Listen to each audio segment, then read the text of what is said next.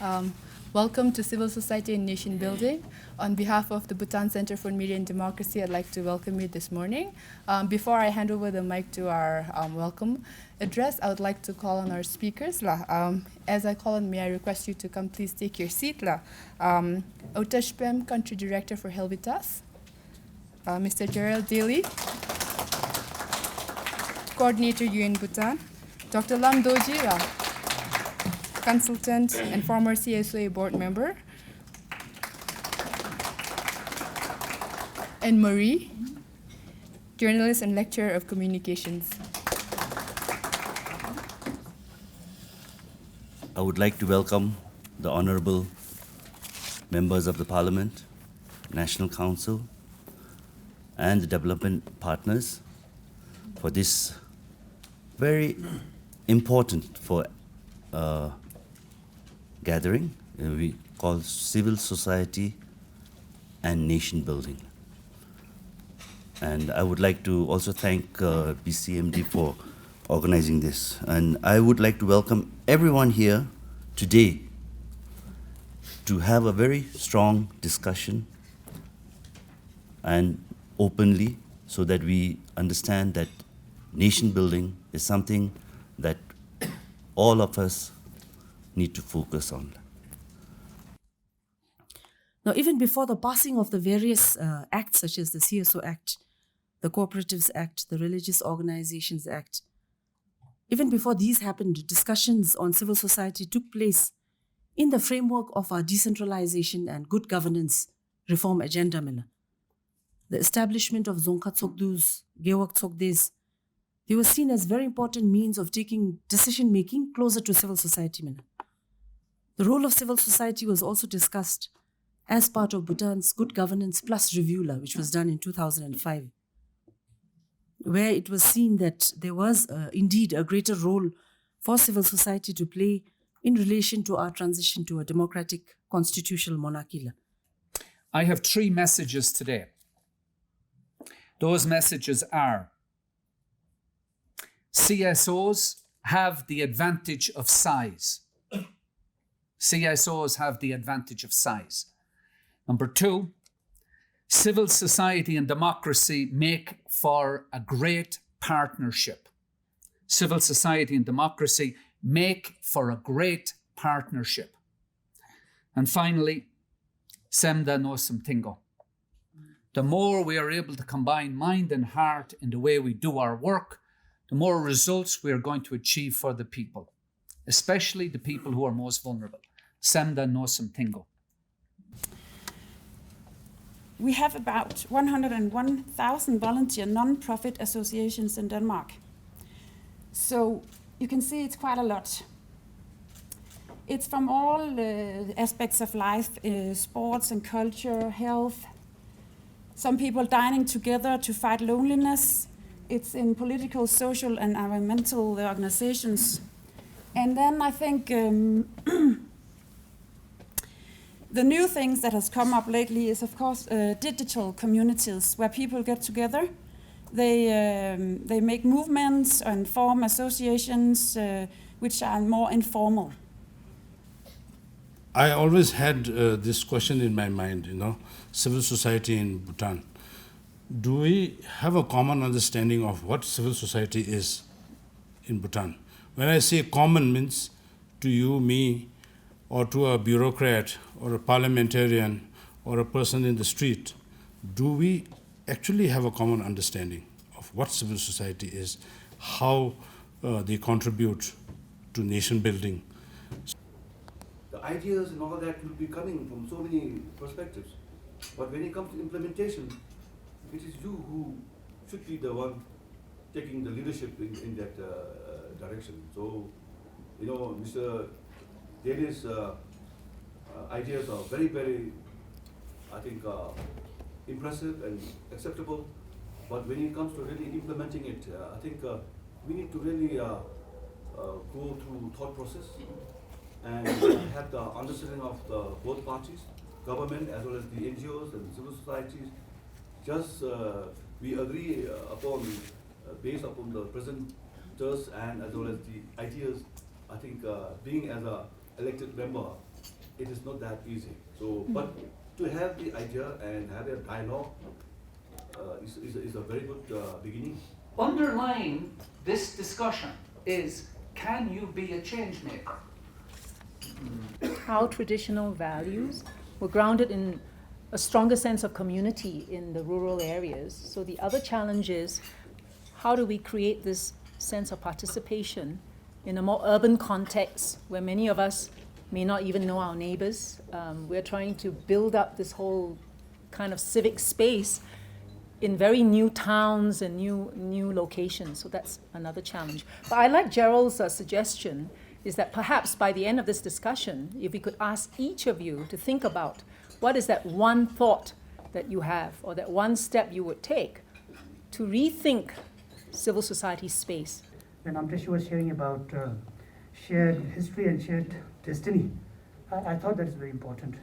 Why? Because whether we talk about civil society organizations or whether we talk about any institutions, ultimately we work for the citizens of this country, and therefore we have to have collective vision. And often what is happening at the moment is that when I say I work for the National Council, if I don't think beyond National Council's office, then, you know, in a sense that we have this dog mentality of being very territorial, and we don't try to work in trying to complement each other. So that is one of the problems that we see. And slowly, I think all the institutions in Bhutan must understand that ultimately and eventually we work for the general public. And that should be the core idea behind even what the civil society is doing. And going back to Dasha Jeremy's comments as well, which I'm grateful for receiving, I think at the end of the day, it's all about being an astute change maker. So I'm changing the language around change maker.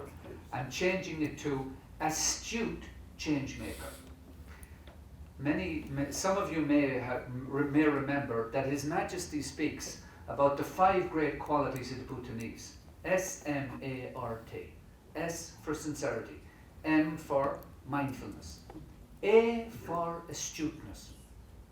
So when I talk about being an astute change maker, I'm very, very much within that guidance provided to us by His Majesty, and which, as some of you are aware, he indirectly hinted at in his speech yesterday in Shirupsi. We are in a time of significant change, and the more we are thinking ahead on how to adapt to those changes, the more we will be able to anticipate the challenges we face. The topic of legitimacy and credibility, I go back to what Dr. Lam Oniru was saying on where do we draw our legitimacy from, who is our constituency. One constituency is, yes, the membership base that you might have. But I feel that constituency, the definition of that can be broadened. I think legitimacy can also come from the kind of topics you're engaged in, the issues that you work on. Legitimacy or your constituency can also come from how you address those issues. Is it in a participatory, inclusive, transparent manner? And also the kind of impact that we create with our work. That can also be a source of your legitimacy and therefore be your constituency, if I may put it like that. I'm also very grateful. We acknowledge Dasha Nima's comments that, you know, we have a parliament that is really also, you know, Dasha Jigme also very open to civil society space and are willing to listen right now, and have always been very encouraging. So what I hear, you know, in the last couple of exchanges is then perhaps the question then is, how do we then create that relationship that we need with not just bureaucracy, but perhaps the business sector, you know, with people who run the country, with the parliamentarians. How do we create that space, you know, that smart partnership? Because right now, I think while we've heard of a lot of, you know, the government has said we will collaborate, we'll do this, but we haven't been able to make that work yet because we're also caught up with trying to get the 12 5-year plan out. So I'm going to ask, I'm throwing out this question because we have people from, you know, from academia, from constitutional agencies, from government, etc. How do we create that space? Would anyone like to share? The volunteerism spirit hasn't been so strong because we were never taught about volunteerism when we were in high schools. And if we want our kids to have that volunteerism spirit, I think this is the stage when we can bring them on board when we go and volunteer for a cleaning campaign. Maybe, to pick a few stones in a safe area from here to there. But the main point is already inculcating that importance of volunteerism in a society. And I guess with that kind of encouragement and that area, then we move on to the behavioral change. Because behavior change can't be just brought in saying, volunteerism is important, tomorrow go and volunteer. It has to be inculcated in our children right from a very small age. I would love to go and volunteer in my son's ECCD, but I'm working from Monday to Friday. I can't get time to go and volunteer. So therefore, I think the whole idea is, when we develop programs, develop in ways that, the whole family can be there. Because family time is now really, the whole issue is balancing family and work time. So that's where I feel the CSOs can really come in, because you have size, you have the mandate, you are in a way designed to kind of facilitate that process. So that, I don't know how far it touches in terms of policies and the higher level of discussion, but this is really from a personal, from an individual point. I think I would just encourage you to do some volunteer work whenever you find that it comes from your heart or something has to be done. And then I think you should be a role model and bring your kids. So it's not hindering you from doing something you would like to do. Tomorrow I bring all my students. We volunteer. I felt that is not correct. It has to come from the heart. We are all economically rational people, and therefore we need an incentive. And the incentive in volunteerism is the sense of satisfaction. Every individual acts because there is some rationale behind it. Thanks to madam there, who is making us rethink. Perhaps this answers Gerald's earlier question. How do we change the way we become change makers? Maybe we have to make a paradigm shift. Because very recently, I'll just share a quick story. We do some work with districts. Recently, Zongda told us, if I or my Zongrab Dashu is not there, nobody picks up that rubbish.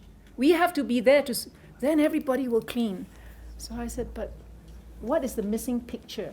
So is the missing picture a lack of sense of being a member of civil society? Are we so fortunate to be born here that we're waiting for someone to tell us to do this? What is it like? They are supposed to be volunteering, not getting anything payment from the United Nations. But the UN, the United Nations started paying them quite a hefty amount. So everybody, the member of the United Nations, the country who's member of the United Nations, citizens started applying job in the UN as a UNV. That is the stepping stone for them to get into the United Nations mainstream. That's what I started also. I started volunteering about 7 months in Ladakh. I must have been the first Bhutanese to travel to Ladakh. I volunteered there when India and Pakistan was having some sort of political wrangle, and I was posted there as the first political officer of the United Nations. That's how I started actually, volunteering actually. So they paid everything for me actually. So I think partly to blame to United Nations. Volunteer means volunteer, not supposed to be paid, but they got paid, and that was a stepping stone to get into the United Nations main service. I heard this trust from Ampek and a few others, so I thought that is the key to building this relationship and working together between the CSOs, government and private sectors. I was just going to give you an example of that.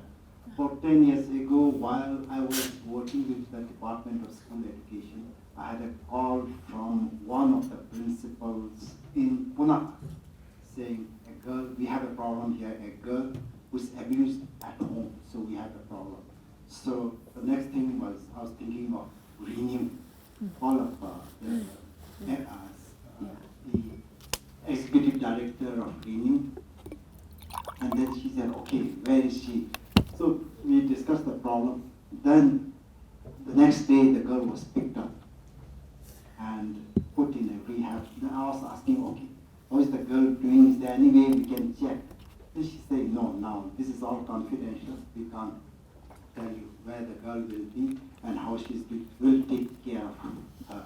I thought that was very, very professional, the way the organization was dealing with that. So in a way, this organization won my trust.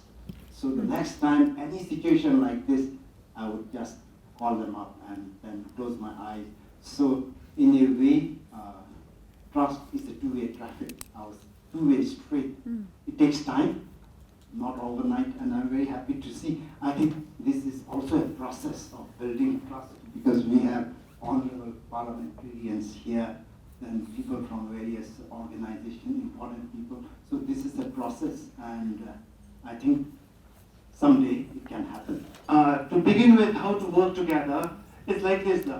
Bhutan toilet, in my office, what we do is day and night, we think about toilet, we discuss toilet, we research toilet, we try toilet everywhere. Even during the meal, if I meet somebody, we'll always talk about toilet flush. To the extent, I've never experienced any workshop where people meet me and we don't talk toilet. Therefore, we have such depth of knowledge, both in theory, practical, and we have shown it with our activities across the country that we can do a lot of different things.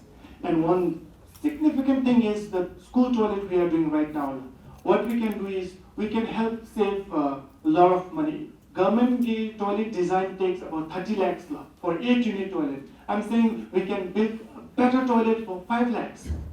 I've shown this also. We have done in 4 Zongkals now, old toilets being upgraded. So, again, when I go around, some schools are, budget has been released to construct new toilet in old style. And for ACC, as mentioned earlier, we understand that we have not been able to do, but now what we are, in the 12th 5-year plan, we have one key indicator which expects to promote the partnership between CSOs and the government in promoting transparency, accountability, as well as integrity. So, in that respect, what in ACC we have not been able to advance, but what the current development is now, we are with the support of UNDP, we are now looking to develop a comprehensive strategic framework in order to promote this partnership for a sustainable partnership. So it will not be one-time the intervention. It should be a sustainable partnership. I'm going to ask our 4 speakers if they have any last thoughts, 30 seconds each, perhaps a reflection on how we can go away and be more conscious civil society members. I'm a member of the Rotary Club.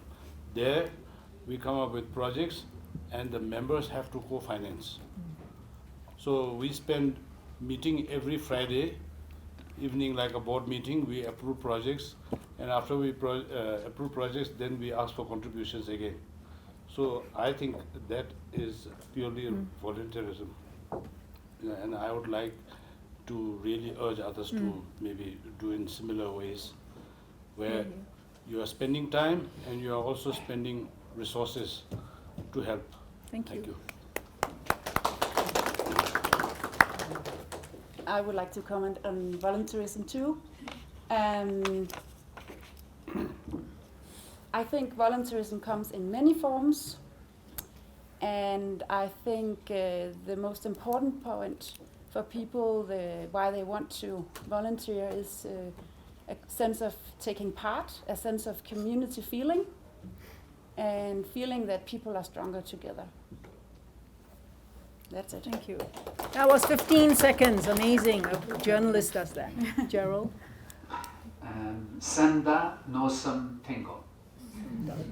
Last week I was in Samdrup Junker, and I spent some time talking to our colleagues from Samdrup Junker Initiative and the Zongda. And they have a really good relationship. So there are clear examples out there in the field between great CSOs working with Zongdas who want to be proactive and results focused. And a lot of it comes back to the passion people bring to their work. And a lot of that passion can come from a combination of mind and heart thinking. Senda Nosam Tingo. Thank you. I I'd just like to say that I sense there's quite a bit of interest in this topic of civil society. Maybe not a common understanding, which is natural. I think there is no common understanding anywhere else either, not least because our attempts to try and very neatly segregate state, private sector, civil society, these attempts will get more and more difficult as there are greater blurring of lines. And then I'd also like to highlight the necessity of seeking untried, untested alliances. We talk today of state and civil society. Don't forget the private sector, because more and more you now see private enterprises, private corporations with very strong social values, not only ingrained in the way they do work, but also in their purposes. And at the same time, you see in other contexts, civil society looking at and learning from the private sector in terms of financial viability and efficiency practices. Yes. Thank you very much. 4 or 5 years ago, with Helvita's support, we did the first dialogue. It was called Imagine Civil Society, because at that time we couldn't quite imagine it. But today I've heard words like passion, kindness, being astute, real volunteerism. Who are we serving? I'm really pleased to say that, civil society and nation building has triggered thinking not just on the O's, meaning the organized, registered organizations. We've gone beyond that. We're talking about civil society space and civil society that really generates people who care about ourselves, our communities, and all that. So thank you, La. I think it's been a really fascinating morning.